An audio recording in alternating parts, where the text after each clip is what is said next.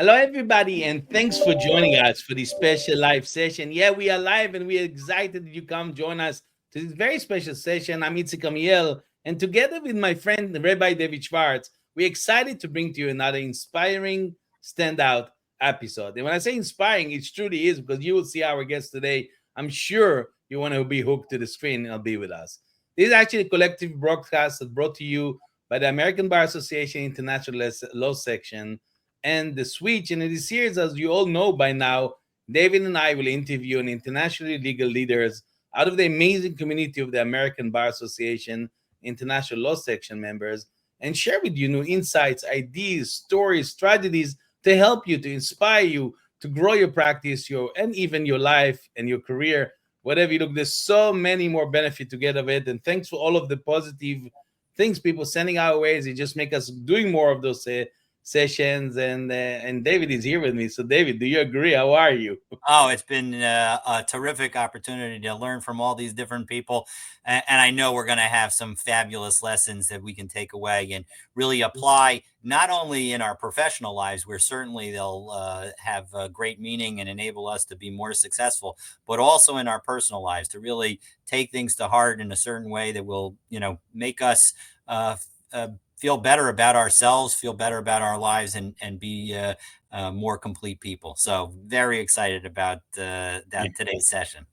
People ask me why do I like always to surprise you with questions. So we told you many times the growth is always out of the comfort zone. So I love to take David out of the comfort zone. Also today, David, can you share with us what do you do to get your daily dose of zest? What do you do? What do I do to get my daily dose of zest? That's a good question. I think uh, every day I get up and I pray to God. And during that process of having literally a conversation with my creator, I really have a moment of saying, what am I doing in this world? What's my role? How am I supposed to be? And I think when I come out of that conversation, which is mostly a one-way conversation, I do most of the talking in this situation. I really come out and say, you know what, I'm ready to take on the day and try and make a difference in the world. And that, I believe, is the role that we can each play, each in our own way. And that's what gets me excited about each and every day. But how about you, Itzik? I want to hear your. No, don't want to share about me. I have just one thing I want to prove, that a point that you just proved, that I don't know anybody in the world that get up in the morning, go to the toilet, bathroom, look at herself or himself in the mirror and say, today I'll be so pissed. Who's doing it? Nobody, right? And then they go into the first traffic jam or come to the office with this, somebody who come moody and put them all the moods and let it change. And I think this episode will teach us a lot. Where is the zest coming from? Because we titled this episode again, we are weirdo, that we like to find interesting, curious title. Also today, the title is From Salem Pews to Legal Peaks, the Zestful Journey of a Legal Swan. A lot to capture, and you'll see, you will make it happen in this coming 30 minutes. And this is absolutely sophisticated title that actually includes a lot of diamonds, if you allow me to say, that you want to stay with us to discover each one of them and each of the story behind them. I promise you, you're here for a real treat. And I'm not sure a lot of you have heard any of these stories before. If you are with us, let us know in the chat who you are, where you're dialing from, because we want to know that you are with us, that we are not alone only with our guests. And as usual, if you have questions to our guests, make sure you write it down in the chat below the video, because we would love to ask your question to our guests during the session. Now, you all know as legal professionals, we are no strangers to challenge, right? In fact, you could argue that our career are defined by our abilities to overcome obstacles, whether it's navigating the indicated web of regulations or procedures or that makes the law, or even arguing passionately before judges and juries to champion our client causes, or even guiding individuals or organizations through high stakes legal battles. The legal field is a crucible that forge resilience in those who choose to enter it. And you must admit, if you are there, you're there for doing it. But do you agree about it, David, or think you are what I'm saying is just too general? Or Well, I do think that that one of the challenges that we have in the legal profession is developing that resilience. I don't know that everybody actually does develop it. I think that for some people, it remains an ongoing challenge, and it may help explain some of the health challenges that many lawyers face, including depression and the like. So I do think that you're right about the challenge, and I think what's exciting about our guest is how successful she's been in overcoming that challenge and the lessons that we can take away from it. And I know that I've faced that challenge myself, and looking forward to hearing and being able to learn how she's been so successful. Thanks, David. In fact, my friends, a true resilience isn't just about surviving the storm, it's about emerging for it stronger, wiser, and even more equipped to tackle whatever comes our way. And it's about cultivating this mental fortitude, that emotion intelligence, not just weather the challenges we face, but to learn from them, grow through them, and ultimately use them to propel ourselves to new heights and excellent and impact for us and society around us. This kind of resilience that our guest today, as David said, has demonstrated time and again throughout her remarkable career, which, by the way, didn't end it yet. And she has scaled the peaks of the legal profession while navigating a fair share of personal and professional obstacles we're going to discover today. Yet, rather than allowing those challenges to break her spirit, she harnessed them to become an even more compelling advocate, an even more insightful leader, and even more resilient human being. This is the reason we have the honor to have this episode with advocate Deborah Enix-Ross. If you didn't guess it, didn't prepare it, this is our guest today. For all of you ambitious lawyer, that not everything goes your way all the time, this session is for you and you need to stick with us. So before we invite Deborah to join us, we love to share a little bit from the highlights about our guest behind the back, just not to embarrass him. So Deborah Enix-Ross is a senior advisor to the International Dispute Resolution Group of Dubois and Flipson in New York City. She is the immediate past president of the American Bar Association, and that's what probably many of you know the name from or met Deborah. Deborah served as the chair of the ABA Policymaking House of Delegates and as the chair of the ABA Center for Human Rights. And as the chair of the International Law Section, she also co-founded the Women Interest Network and worked with the International Bar Association to create its Human Interest Group. Deborah is a fellow of the American Bar Foundation and has served as a vice president of the World Justice Project, chair of the ABA Section Officer Conferences, vice chair of the International Bar Association Bar Issues Commission, and the ABA representative to the IBA. She's a member of the American Law Institute, and before she joined Dubois in 2002, Deborah served as a senior legal officer with the World Intellectual Property Organization Arbitration and Mediation Center in Geneva. She also was the director of the international litigation with Pricewaterhouse and the American representative to the International Chamber of Commerce International Court of Arbitration. She started her legal career with MFY Legal Services in New York City. And I know you wanted to share more. I will cut it off over here because we want to hear from Deborah, and I know I can continue. There's so much more to share, but there's more. And I know Deborah is an amazing legal leader, because she was appointed by the U.S. Department of Commerce and State as one of the original 8 U.S. members of the Trilateral NAFTA Advisory Committee on Private Commercial Dispute. She's a member of the Advisory Committee of the New York Law School Alternative Dispute Resolution Skills Program, and she's also former member of the Advisory Board of the Institute for Transactional Arbitration, the ADR Advisory Board of the International Law Institute, and the Board of Directors of the American Arbitration Association. I know that's a lot, and this is not to impress you, to impress upon you. So more you're going to hear in this insightful episode. With that, I want to bring Deborah to join us. Welcome, Deborah. Thanks for joining us. Oh my goodness, thank you. I would just listen to the two of you, and I just will listen in. That's it. You forgot that you are the guest today, and it's all about you. So we tried to do our best, but thank you for joining us and for the value you're going to give our audience. And I'm sure with everybody, as we said, are for a treat. But let's dive directly into our conversation. I'll give the floor to you, David. All right, thank you so much, Itzik. Although I will note, you still owe me the answer to the question of how do you get zest out of your life? As a good lawyer, I should note the fact that you have not yet answered that question. So maybe you'll think about it and give us the answer at the end. But Deborah, so great to see you. So great to have you on our program and on our standout series. And I hope that we're going to, as Itzik mentioned, explore some of the lesser well-known stories of your life. I know we've, many of us have had a chance to hear you speak before. And Itzik mentioned your time in Geneva. And I wanted, I could ask you to take us back to, those opening days in Geneva.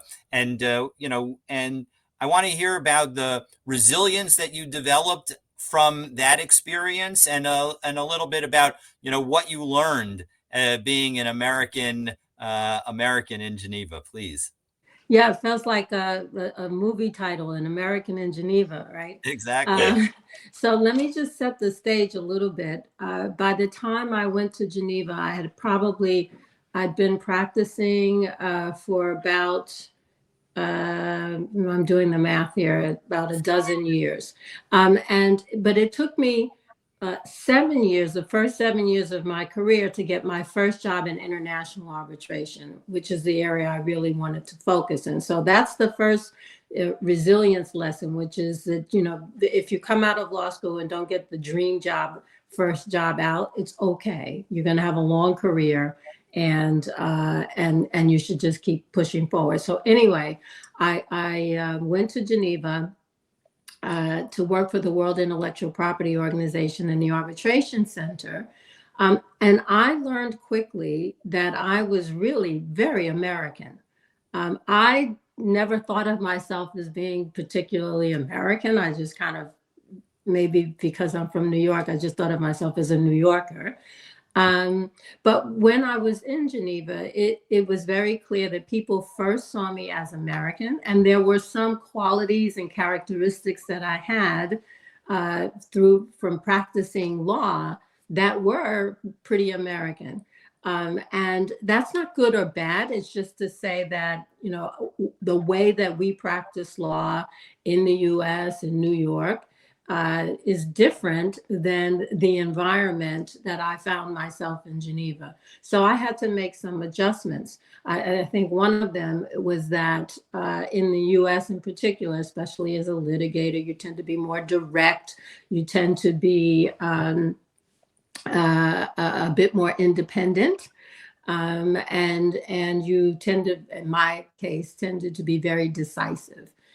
And what I found in Geneva in particular, in the world of international organizations, those were not necessarily qualities that were prized. And so I had to learn to moderate that, not give up that part of me, but to also understand how I could use those skills to complete the task at hand, but really to moderate it in a way that I think to this day has really helped me. It's helped me to slow down a bit. It's helped me to think more collaboratively. And even in the language that I use, because I was surrounded by people that weren't necessarily English speakers as their first language, learning to be more precise in my language and more deliberate. I think those were all really good lessons that I took from Geneva.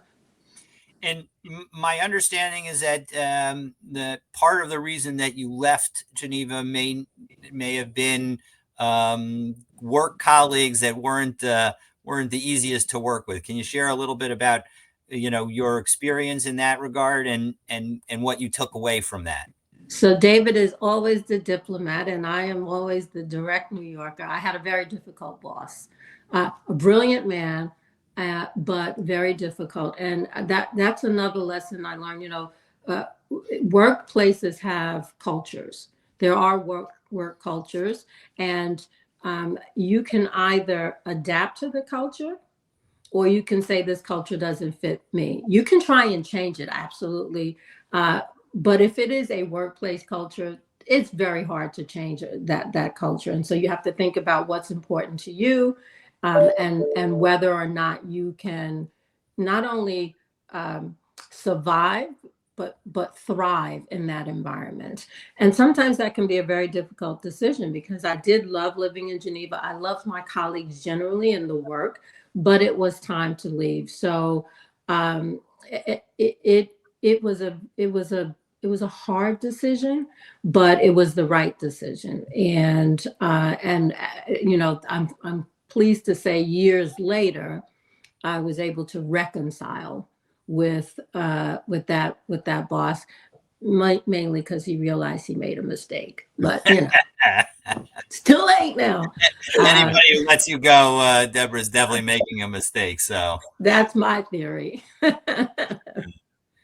Thank you, but I Deborah. will say it was not easy at the time. Obviously, I'm kind of I got through it, but it was very difficult at the time, because I was really doing my best and really putting forth all of the effort that I thought I needed to do. And really, in the end, it was just not a good fit. It just wasn't. And that was hard for me to accept. But once I did accept it, then it's like liberating, it's freeing. You say, okay, I recognize that this is not the workplace for me. What am I going to do about it? And then that made it a lot easier to decide with my husband and my son, my family, to move back to New York. Okay, thanks for sharing, Deborah. Inspiring. So I remember when we prepared for the call, I went the other. I told David and Deborah that I went another step. I sent this idiot boss that I had the champagne and flowers. I even gave him a present for being an idiot, because otherwise I won't be successful. But exactly. Speaking of adoption, I know your journey, Deborah, hasn't been so smooth sailing. You mentioned the challenge of having your boss, of course, during your time in Geneva, and I can only imagine the other obstacle you had to overcome to reach the height you achieved, and I should add, still achieving. So to continue our conversation, I think something a lot of us would love to ask you, and we dare to ask you here, is if you share with us, what is it? What is it? How you develop this resilience we all see every single time when we meet you? Yeah, so I thought about that, and I think some of it is background. Look, I'd like to tell people I'm first everything in my family. First high school graduate. My parents did not graduate from high school. My father had a 6th grade education. My mother had some high school. They grew up in the South, and they were the southern part of the U.S., and they were denied education. So they were part of the Great Migration from the South to the North. If you read, in fact, there's a wonderful book called The Warmth of Other Suns. It talks about the Great Migration. My parents were a part of that, coming up to the North, to New York, for a better life for their children. I wasn't even born yet, but thinking already when we get north, it'll be better. So I'm the first high school graduate, the first college graduate, the first law school graduate. And in every step of that, my parents told me, you can be whatever you want to be. Now, I don't know if they really believed that. I think they wanted to believe it. But if you look at how they grew up, that was a pretty far wish to pour onto your children, but they did. And so I just grew up thinking, you go from high school, you go to college, and then and on to law school. And so, I think about some people, when you talk about what motivates you, some people are negatively motivated. Oh, you say, I can't do it, I'll show you. I think I'm ancestor motivated, meaning I think about everything that the people who came before me went through. And if they could survive, and if they could thrive, and if they could still believe, then so can I. And, sometimes I used to say, my mom is so tough and my mom is so strong. And I think that that's a label that we put on Black women in particular that sometimes is negative. I'm going to stop saying tough and I'm strong. I'm going to start saying my mom was so resilient. Because resilience, I think, has that kind of joy and zest that you've described. And I think about, and I haven't shared this a lot, but I had a brother, and when I was 4 or 5 years old, my brother was murdered. And my mom, I can remember, she was divorced, and her son had been murdered, and she's raising this 4-year-old. And she often told the story about what got her through was me, holding her face and giving her a hug and kiss and saying, "Don't worry, mommy, you still have me. Don't worry, mommy, you still have me." And, that was before people went for therapy and all kinds of things. And I think that was what really um, pushed her through. And I think about that when I have my own challenges. So, as I say, I think I'm more ancestor motivated and thinking about all the people that came before me, what they had to endure. And that gives me the strength and the resilience to push through. Thanks so much, Deborah. Thanks also for sharing with us the personal story. I mean, I must admit that the way you turn your personal challenges into a stepping stone is truly remarkable. It makes us actually curious about something we always notice about you, but soon about that. But before everybody who's joining us, please join us. We are still live and we'd love to hear your question. If you have a question to our guest, Deborah, please put it in the chat under the video because we would love to ask your question. And again, if you enter the room, and seeing it, stay with us. We're not even in the middle of our conversation, and let us know who you are, where you're dialing from, because we want to know we are not alone. We are here with Deborah Enix-Ross talking about from Salem Pews to Legal Peaks, the Zestful Journey for Legal Swan. But now let's lean into something else. Let's lean into something else about you that make many people admire about you. And I give it to David. Sure. Thank you. It's okay. And, one of the unique things about this is I think we're going to challenge our audience to figure out exactly where each of the elements of the title come from, because we're not using the title to sort of base our questions. So if you're listening to this, please try and keep track of each of the elements because you'll certainly catch them all. But, Deborah, you pointed out when we were talking just a moment ago about my diplomacy. And your directness.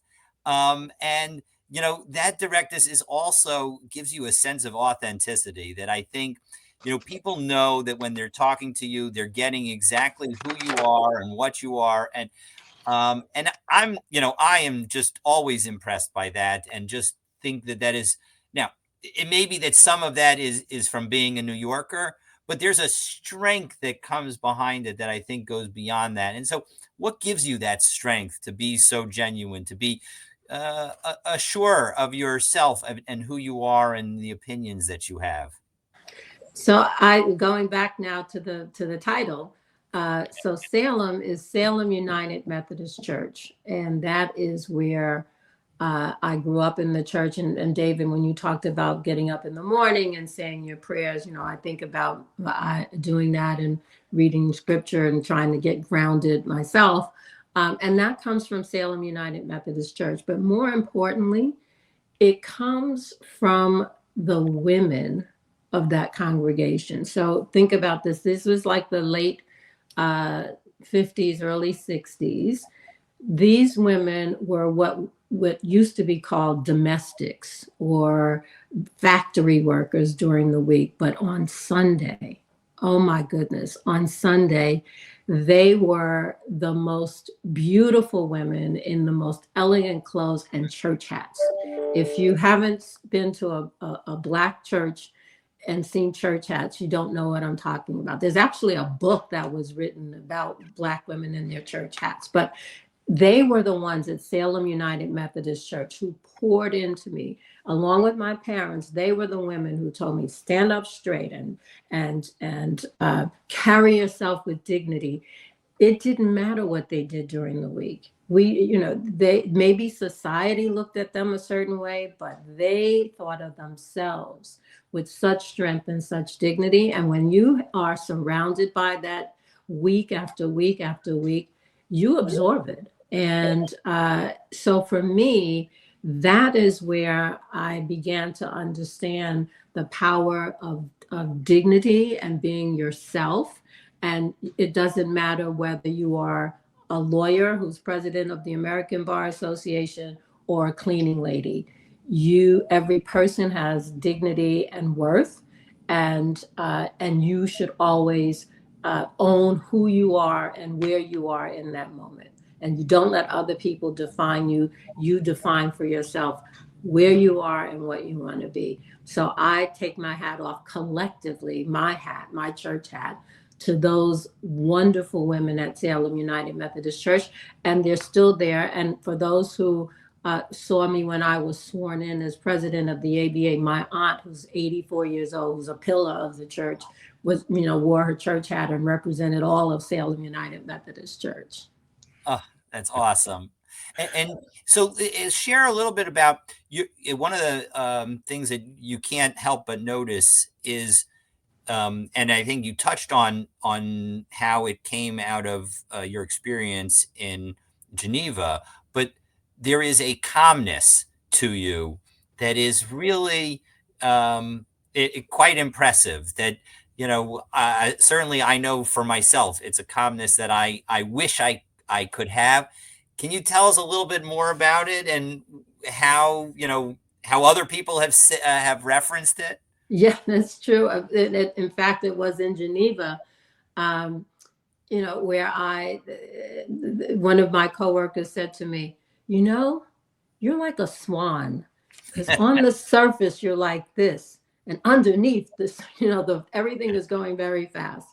And I think that's true. I mean, I stay grounded with prayer, with recognizing that this too shall pass is an expression that I like to say. Life will come at you in ways that are glorious, but it will also come at you in ways that can almost destroy you. And I know both peaks. I know the great joy of rising in this profession and making wonderful friends along the way. And I know the depths of sadness. I mean, I know that many people know, but my son, we lost our son at the age of 28. He had lupus, and he passed away in 2021. And that was devastating. I mean, it was just he was just an extraordinary young man. And I talk about him because I want him to continue to live and people to understand how special he was. But that was a really low moment for my husband and for me. But what got us both through is faith and family. And for me, it was this community, and especially the international law section. I mean, I joined the section to enhance my career, and through that process made incredible friends that I have until this day. So much so that in my small town, I'm at home today. I live in Westfield, New Jersey. There is a park bench and a pathway that is dedicated to my son, Parker. So we call it Parker's Pathway. That was established by the former chairs of the International Law Section. And that was an extraordinary gift to us as a family. And they came out to New Jersey. So you had all these international lawyers coming out to dedicate this park. And that really speaks to what we can be as a profession, not just helping each other, not just helping our clients, not just a profession where we earn our living, which is important, but also where we are literally brothers and sisters in the law. And that has really resonated with me. Amen. Amen. Love it. Actually, that's exactly what we do in those sessions, exactly to see what amazing community we have and discover the people where all of you are happy and successful, not when you have sad moment, discover there's nobody around you and there's no community because many times it's too late. So that's amazing. I think your story also about authenticity, Deborah, reminds all of us in law that as in life, our greatest strength often lies in being genuinely ourselves. Yes. Being genuine is different than authentic, as we all know, hopefully. And our biggest asset, but it's that. But for many of us, also our biggest challenge is to be ourselves. And I think that's exactly the almost like a contradiction by itself. So here again, we're here with Deborah Enix-Ross speaking on From Salem, Pews to Legal Peaks, the Zestful Journey of a Legal Swan. If you're joining us, it's not too late. We're still live. And we're glad that first that all of you are here. Thank you very much for your attention, for all of you there. We could see you, but we didn't see any of you asking your questions. So if you have a question, Deborah, please ask it right now before we end so we can ask your question during the session. And of course, if you watch the replay, be our guest, also ask it there because we would love to address your question also then to Deborah. Now, through our careers, the relationship we forge, I think we all agree, often become our greatest assets. And in legal Mm-hmm. profession, mentorship, collaboration, connection can really open doors and provide support during challenging times. And as we heard from Deborah, these bonds not only enrich our professional life, but also enhance our personal growth and resilience. So, as we navigate the complexities of our careers, it's essential to recognize those individuals who have made a significant impact on our journey. And that's what we come to our attention switch moment also today. A good opportunity to give attention to the people who deserve it within the ABA International Law Section global community. So here's the question for you, Deborah. Who are the 2, 3 people? And I know you have a bunch of them. We ask only for 2 or 3, so please don't get insulted if your name not mentioned. But who are the 2, 3 people you want to thank today from the community of the ABA International Law Section, and why? So I'm glad you said it first. You're limiting me so that because all of the people I could list. Okay, I have to start with Jim Silkenet, who's a past chair and a past ABA president, because he literally brought me to the ABA and brought me to the international section and said, you've got to get involved, and just was really instrumental.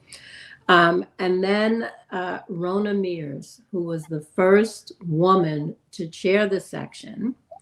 Rona said to me as I was coming up, you could chair the section one day. And I thought, why would anybody want to do that? Like, what makes you think? I've never expressed that. But sometimes people see in you what you don't see in yourself.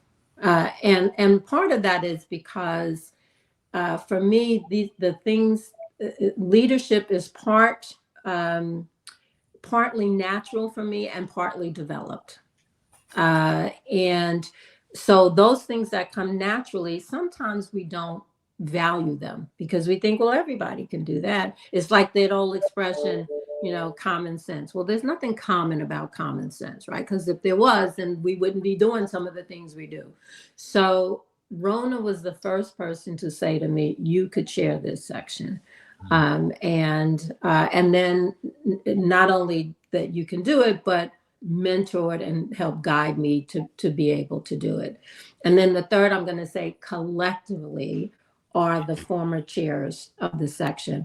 We really do have the former chairs club, and we are here to help guide the next generation, but do it in a way, I think, hopefully, that is not intrusive, but also that helps the next generation benefit from the lessons that we learned, the mistakes that we made, because we did, make a few mistakes along the way.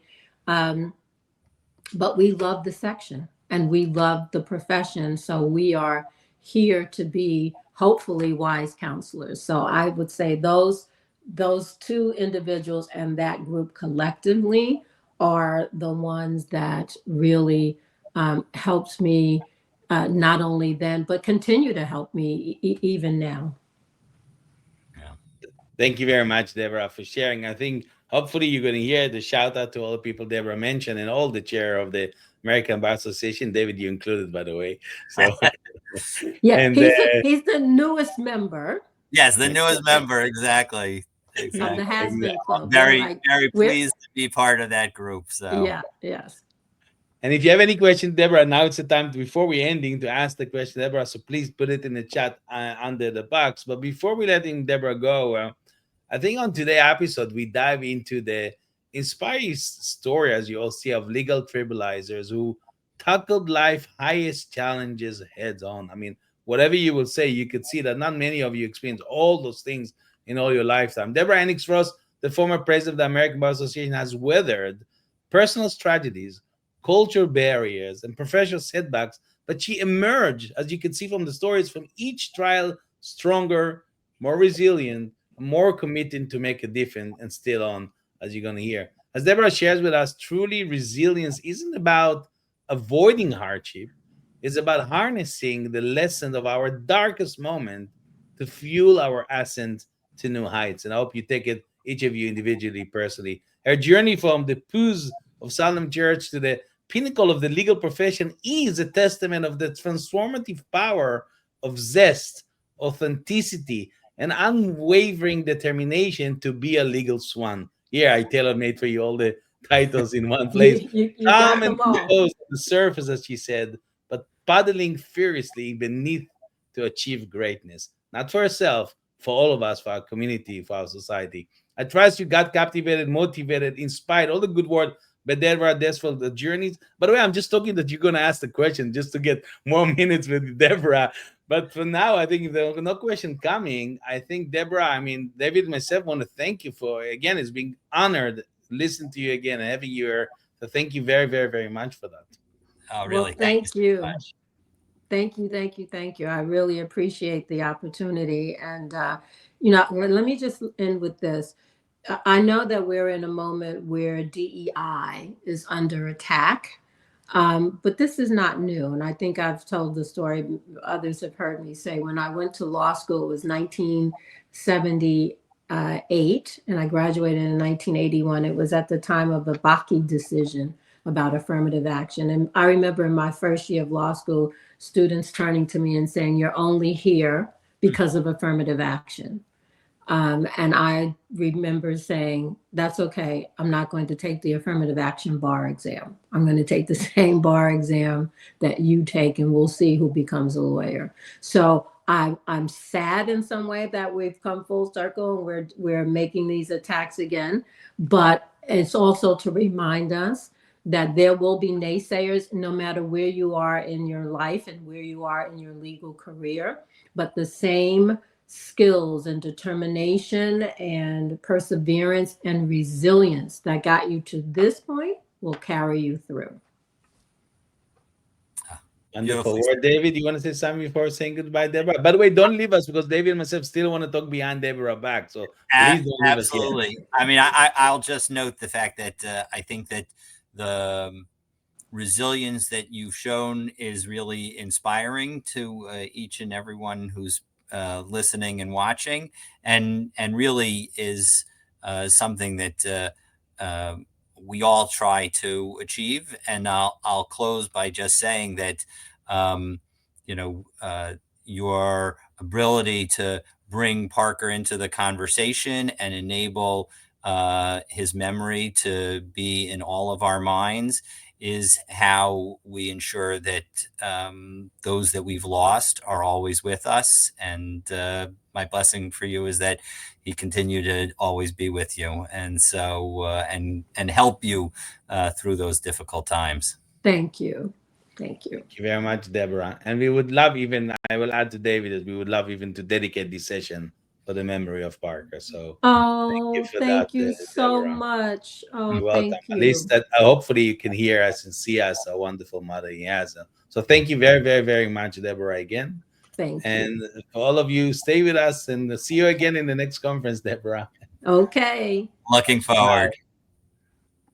So stay with us. Don't leave us because David and I want to speak behind Deborah because and David, what is your impression? What do you think? I know we expected, we were waiting for this session, and We now with Deborah is leaving us. What do you think? Oh, it was everything that I hoped that we would achieve. I mean, Deborah's such a special person, and and the authenticity and genuineness that you've highlighted are really qualities that she demonstrates in every conversation. When you're with her, there's no one else in the world other than her. It's just really, she's focused only on you. It's really a unique gift that she has, and something that we can all try to emulate, to try and be totally present for those that are in our lives and for the things that we're doing, to not get distracted um, and uh, and just and avoid the conversation that we're participating in.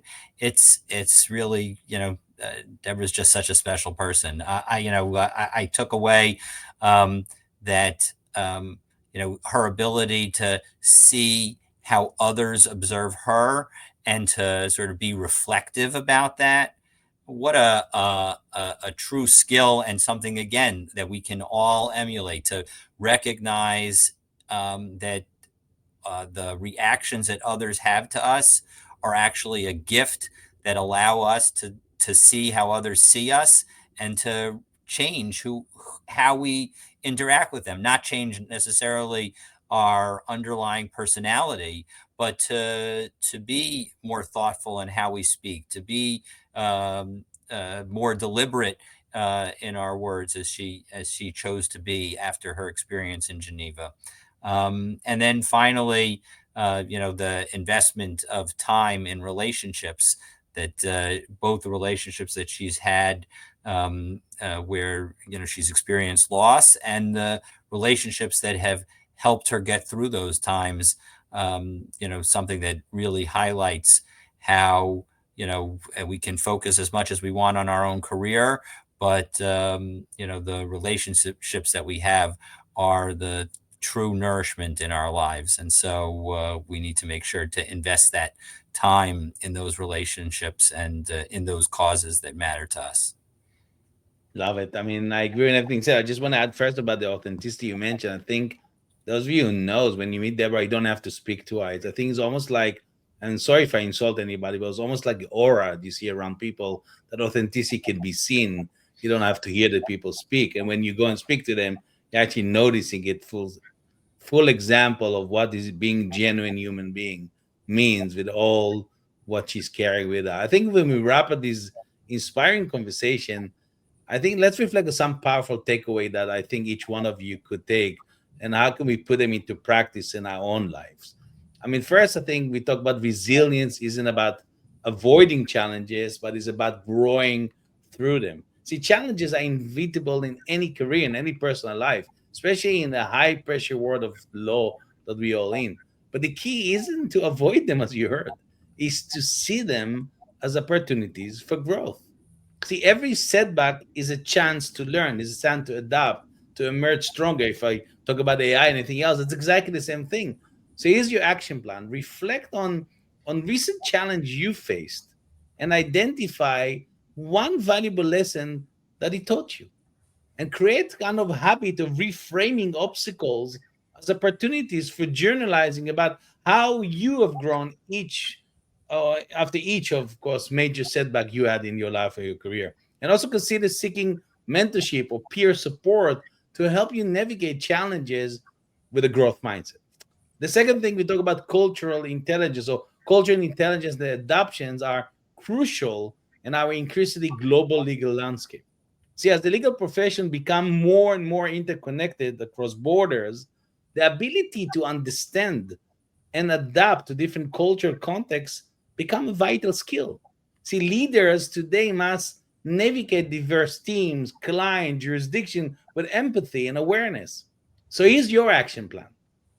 Commit to improving your cultural intelligence by studying cultural norms, attending diversity training, or working on cross-cultural projects. Practice your active listening and openness in professional interaction. And when possible, seek opportunities to immerse yourself in an environment outside of your comfort zone. That's the best place you can learn. And number three, and circle back to authenticity. Authenticity isn't just a personal choice, it's a professional superpower. Yes, because being true to yourself allow you to bring your unique perspective and strength to your work, as you heard very well from Deborah today, while really building trust with those around you. Authenticity really inspires loyalty, collaboration, confidence. Now, it's mark of a leader who could really connect meaningfully with others, and that's what we want those leaders to lead us. Again, like Deborah. So your action plan here is identify aspect of yourself that may be holding you back in your professional settings. Are there a way of to bring your full self to the table? And practice aligning your actions and the decisions with your core values. When you do that, share your story where appropriate, as you heard Deborah doing it today, to inspire others, not to impress them, to inspire them. And if you allow me, David, lastly, I'll go back to what you mentioned. Community and relationship are the bedrock of lasting success. Something I love to speak about all day long, because the legal profession can be demanding, but success is rarely a solo journey. See, the relationship you build with mentor, colleagues, client, provide support, wisdom, opportunities, strengthening your connection creates a network of resilience and growth that sustain you over time. So your active plan here is invest time in cultivating meaningful relationship, not just relationship, meaningful relationship. Make it a goal to reach out to a former mentor or former colleague this week. Yes, not don't delay too much to reconnect, or maybe join a networking group like the American Bar Association International Law Section if you're not there, or community, and actively participate in mentoring program. Both give and gain support. And Deborah, I think that beautifully demonstrated that true leadership isn't just about personal achievement, it's about lifting others as we climb. You're reminding us that the mark of a great leader is how they make other feels empowered, valued, and seen. That you both of us suffer from people who are not such leaders. Your story, I think, Deborah, exemplify the wisdom of Eleanor Roosevelt, who said once, "Women are like tea bags. We don't know our true strength until we are in hot water." And I think that's where the David. So Uh, now, friends, it's time to take action, implement everything you learned. You so much. I suggest you listen again slowly to all the wisdom we share with us with a pen and paper this time. Write down all those action you can take to change your life, your career, everything else. We have been here with Deborah Enix-Ross. She's a top legal leader, the former president of the American Bar Association, and former chair of the American Bar Association International Section, but a lifetime wonderful supporter. And David, you're expecting it as well, always. I want to thank you again for your insight, for your enthusiasm, for your support that elevate every single conversation we have, making our standard episode really richer experience for me personally, but also for all our listener and our guests. And thank you for that, David, again. Every single time I'll thank you. Thank you so much, Itzik. Share those same thanks to you and for the insights and the way that you consolidate everything so that we can really take away nuggets of what we've heard and what we've learned to make our lives better and richer. And I'll conclude by doing a little bit of exactly what you say that we should do. I so appreciate our friendship and thank you for that. And looking forward to already our next program. And looking forward to continuing our series together and encouraging each and every one of you to spend a minute, especially if you're in an office and you've got other people that you work with and you really appreciate them, but you haven't said it recently. Go in their office today and tell them how much you appreciate them.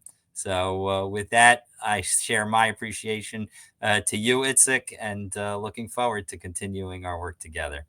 So until next time, everybody, keep growing, keep giving, and keep building success in a way that really truly matters. See everyone, our next another episode coming to you very soon.